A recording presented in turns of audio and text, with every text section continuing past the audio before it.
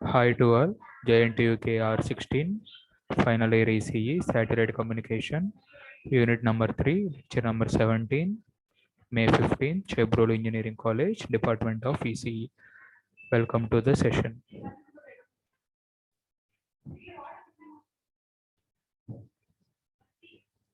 So in previous class we discussed up to this slide. So maintaining of satellite system for LEO, GEO, MEO is only the important consideration. So there are various performance limitations are required. So that is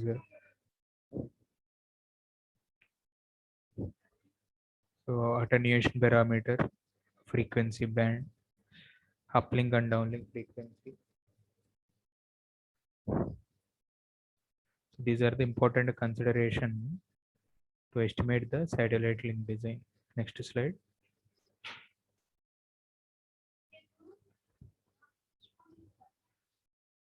So navigation satellites are included in the general category of radio location. So what is meant by radio allocation? Equal to in some satellite application fields, some satellites are especially sophisticated allotted for the radio channel communication. So such type of radio channel communication requires navigal satellites. So we have called navigal satellites. So such type of satellites are used the space-based radars. So these are the one type of the radar model, space-based radars. So these space-based radars are embedded in particular navigal satellite models. So these navigal satellite models are used for Earth surveillance. Similarly, most global navigation satellite system. So it is the one of the satellite system, which is hypothetical satellite system. So this hypothetical satellite system always has GPS and somewhat of low frequency band operation, especially 1.16 to 1.61 gigahertz. Generally, here also third point, space-based radars. So by using this establishment of the satellite link design, space-based radars are also useful for maintaining both civil and military surveillance. Civil applications such as metrology, global mapping, agricultural, all ground operations. So military applications requires including of the vehicles, ships, aircrafts, buildings, so such type of the medical applications. So this satellite link designs are virtual links that are able to connect between ground earth stations and satellites. And this slide indicates how these satellites are helpful for our earth surveillance. So next we are going for transmission theory.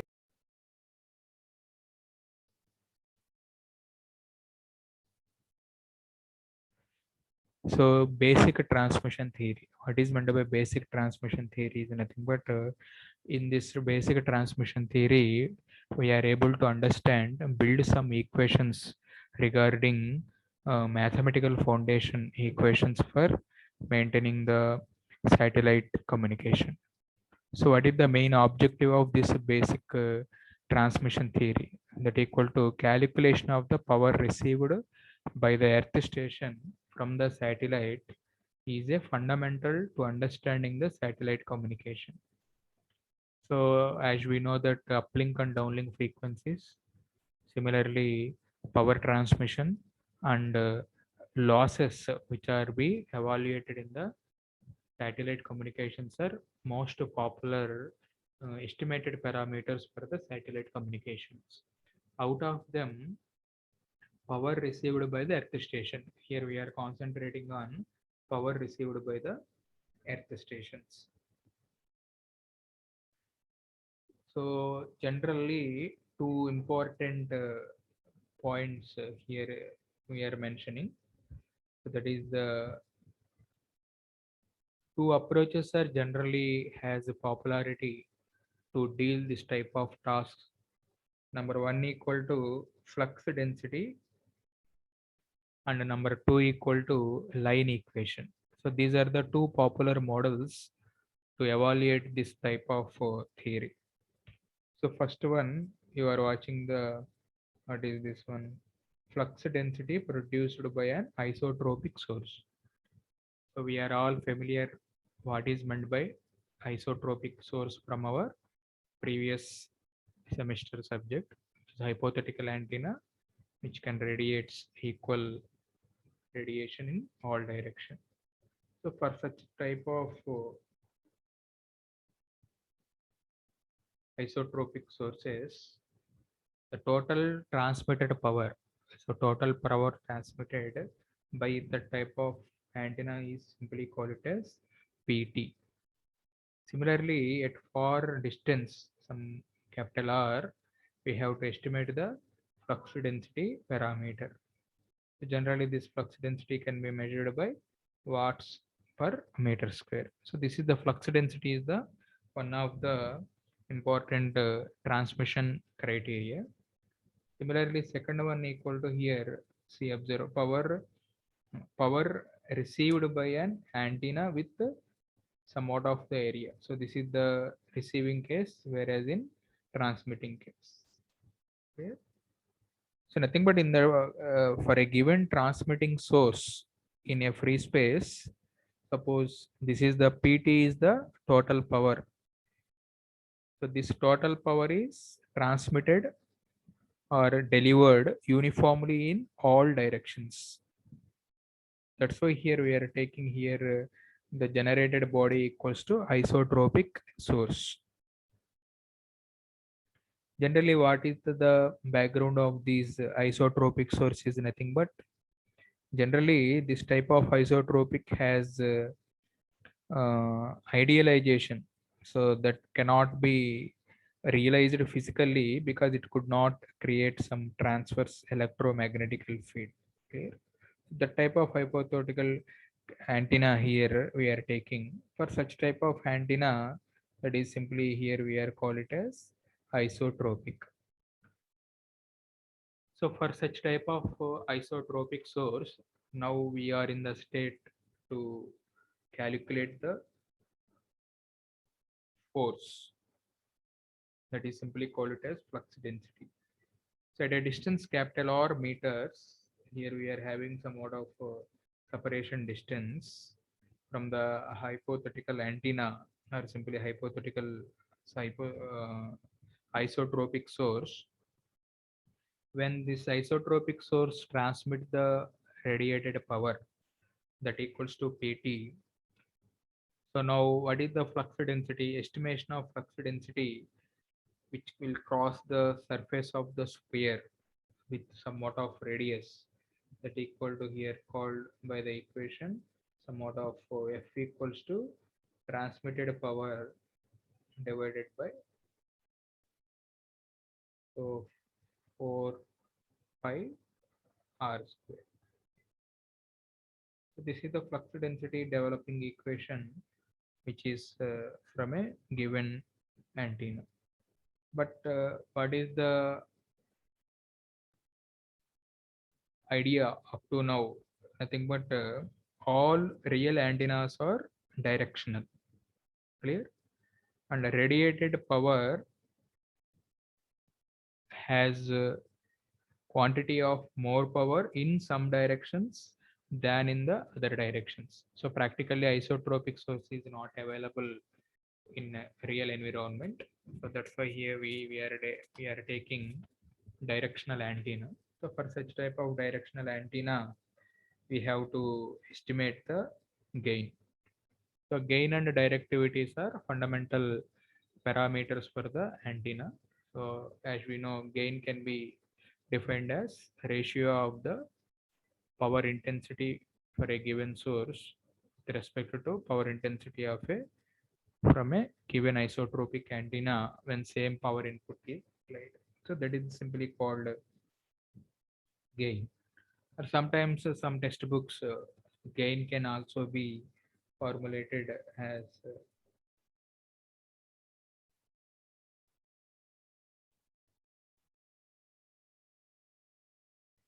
gain is also be formulated as ratio of power per unit solid angle that is radiated in theta direction. So therefore average radiated power per unit solid angle. So here I am writing an expression for the gain. So that equals to, as we know, so P of theta, divided by average. So that is a P naught divided by 4 pi.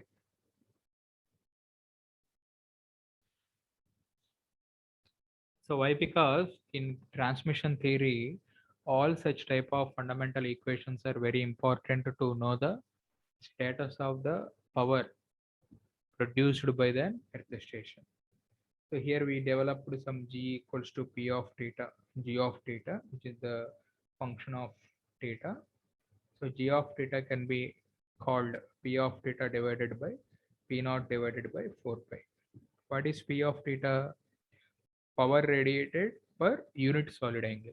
For a given one solid angle, reference solid angle. So what is the power? That is the p of theta.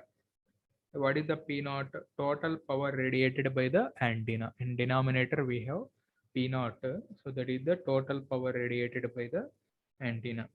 G of theta is the gain of the antenna with reference to some particular an angle theta. So the reference for the angle theta usually taken to be the direction in which maximum power is radiated. Here. So that is called here direction of the antenna. Here we are simply representing direction of the flux density with respect to particular value. Why? Because gain of antenna is the value of g of theta. Suppose at an angle theta equal to 0 degree, so it is a measurement of increasing in flux density that should radiated by the antenna over from the ideal isotropic source. So with the same thing, here we are developing another flux density equation involving with gain.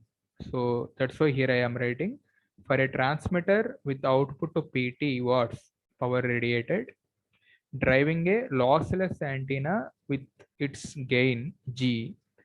So the modified expression for flux density at a distance capital R represented by F equals to PT GT divided by 4 pi R square. So flux density watts per meter. So what is the estimation? So what is the estimation from this diagram equal to from our previous AWP theory? So as we know that product of power and gain, that is called effective isotropic radiated power, that is EIRP. That's why here I mentioned. So what is the EIRP? Effective isotropic radiated power.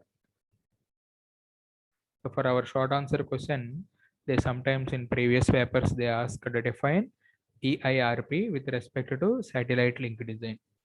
So we know that flux density for a transmitter with output PT with gain G. So therefore flux density represented by as shown in the equation on screen. So in the particular equation, numerator product of power and GT EIRP. So that is this EIRP describes combination of transmitting power, antenna gain in terms of an equivalent isotropic source with this much of the power. So when isotropic source is launched in the particular free space, an isotropic source is launched in the particular free space. So what is the power that should it drive? That should be here represented by PTGT, that is called EIRP. So go to next slide. So this slide helpful for calculating the received case, that is the for a given receiving antenna. So here we draw the receiving antenna. So in this particular receiving antenna, so it is the isotropic source delivers the somewhat of power to the particular receiver. So that is the receiving antenna with area A m square and gain G. So figure 2 indicate power received by an ideal antenna. Power received by an ideal antenna with what is the surface area for the receiving antenna? A. Capital A is the coverage area. Units are meter square. Therefore, how to form the flux density F equals to Pt divided by 4 pi r square. So therefore, what is the received power? Can anyone say what is the received power? That received power here we are representing the equation. So we have F na. So we have previous foundation. We know that F equals to PTGT divided by 4 pi r square. So therefore for receiving case, so received power, that is simply call it as collected power. So here we are called simply collected power or receiver power. So what is the receiver power here? F equals to storage, that is the PR equals to F multiplied by A. So power equals to what? So what is the comment here I written? A practical antenna with physical aperture of A will not deliver power as given in the above equation. So this is the happened in practical real. So therefore somewhat of efficiency parameters apertures are including. Why? Because due to the lossy nature of components, some of the energy incident on the aperture is reflected away from the antenna. So as we know in the apertures antenna aperture topic, we have effective aperture. Clear? So that's why here I am writing some of the energy incident on aperture that should be reflected away from the antenna. The sum is absorbed by the lossy component. So therefore that type of information is finally here we are writing effective aperture. So AE, so that is effective aperture. So what is the effective aperture? So multiplied NA multiplied by A, that is the antenna aperture efficiency multiplied by corresponding A. So from our previous discussion, so these are the somewhat of values for parabola antenna efficiency up to 75%, and for horn type of antenna efficiency up to 90%. So why? Because efficiencies are very much important for antenna designing nowadays. So let me move to next slide. So up to now we got some knowledge on what is the receiving power by the earth station or somewhat of our antennas are embedded in the particular model that should be formulated by F flux density multiplied by A. So this aperture efficiency which shows accounts for the losses between the incident wavefront and antenna output port. So that is these include somewhat of illumination efficiency or aperture tapering efficiency, which is related to energy distribution that is produced by somewhat of faders across the aperture. So other losses like spillover, blockage, phase error, diffraction, polarization. So these are all fundamental uh, disturbing parameters for our known aperture value. So that's why here we are formulating modified equation. Power received by a real antenna with effective aperture, involving effective aperture. So that's why here PR equals to, what is the PR here? So PR equals to PT GT aperture divided by 4 pi r square.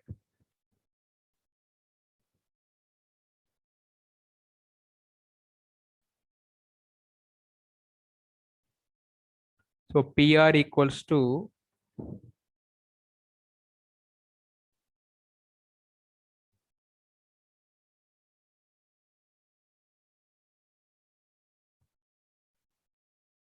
PT GT AE divided by 4 pi r square. So this is the partial equation we got here.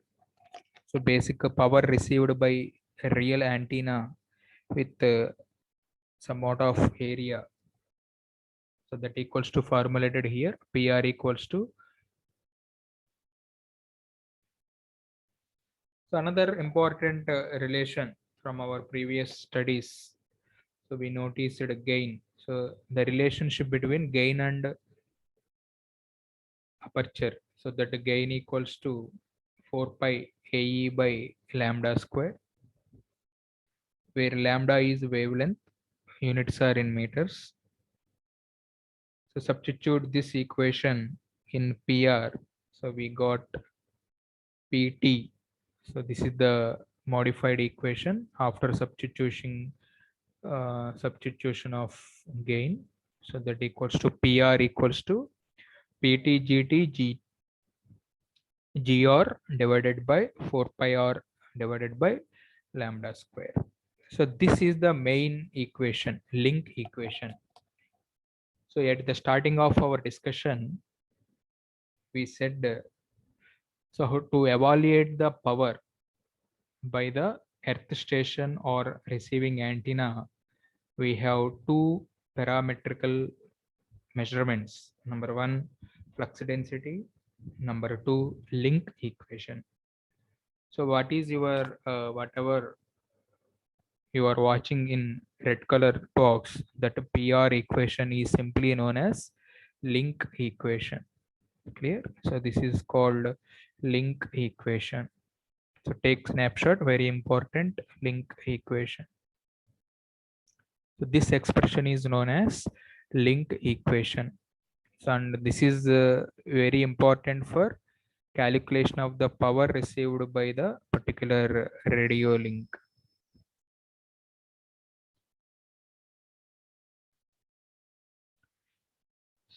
So from this discussion, the main conclusion drawn here, the frequency appears in this equation for received power because so we have used this receiving antenna gain instead of effective area. So in this equation, again we found another parameter called path loss. So for short answer, define path loss. So path loss is defined as square of 4 pi into radius distance and divided by lambda. That should be called wavelength. So in our link equation, denominator term is called path loss. So notation LP. So don't forget path loss. So in this slide, we found two major fundamental definitions. Number one, link equation. Number two, path loss. So by using this information, let me move forward. That is how to evaluate for EIRP. So we have previous EIRP equation, effective isotropic radiated power. So by combining all this information, we found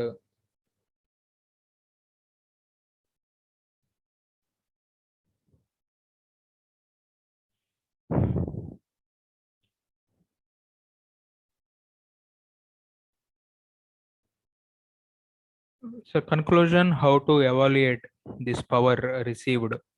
So that equal to power received equals to EIRP multiplied by receiving antenna gain divided by path loss.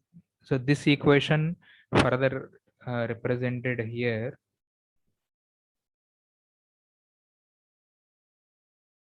That equal to received power. So PR equals to EIRP. So EIRP plus GR minus LP.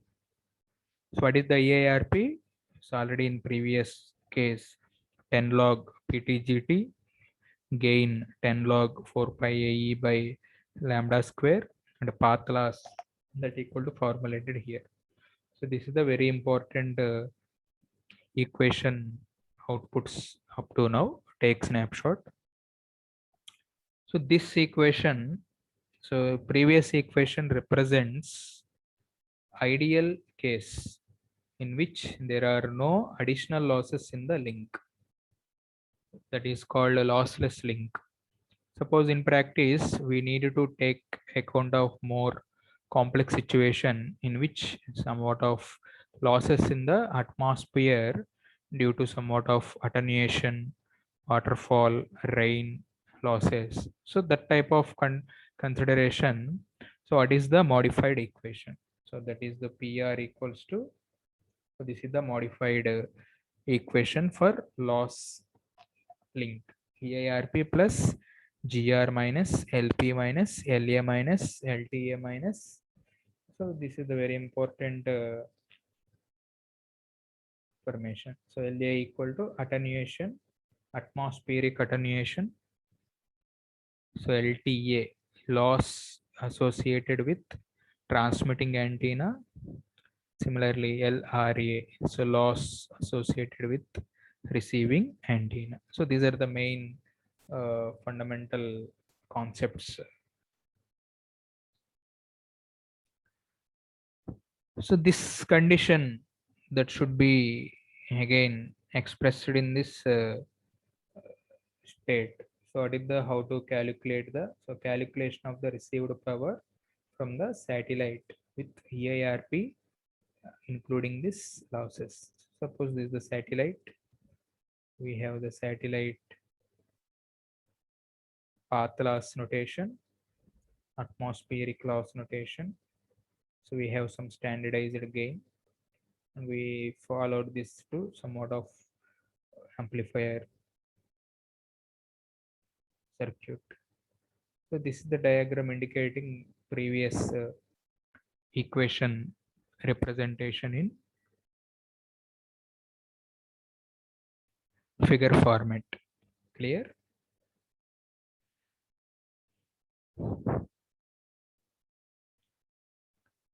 So this is the expression for dBW. So what is the dBW stands for? That is decibels. Decibels greater or lesser than 1 watt. That should be represented here dBW. The units dBW and dBm are widely used in the satellite communication. Why? Because our EIRP being a product of transmitter as well as antenna gain, that should be measured in dBW. Clear?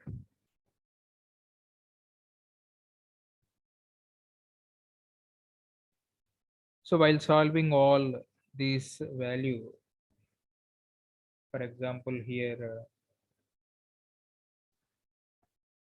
for we have standardized notation 4 by 6 gigahertz. So for 4 by 6 gigahertz, the standardized notation will be followed by 51 dB. That should be the great gain. 51 decibels gain we will got for 6 gigahertz system. So for the frequency of 4 gigahertz, to know at 6 gigahertz, so we have to get the 51 dB.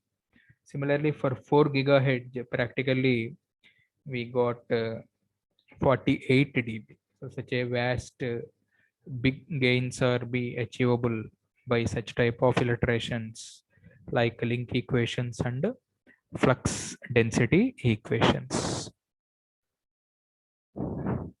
Thank you, students. With a new topic, we will meet in next video lecture. Bye, hi, hi, bye to everyone.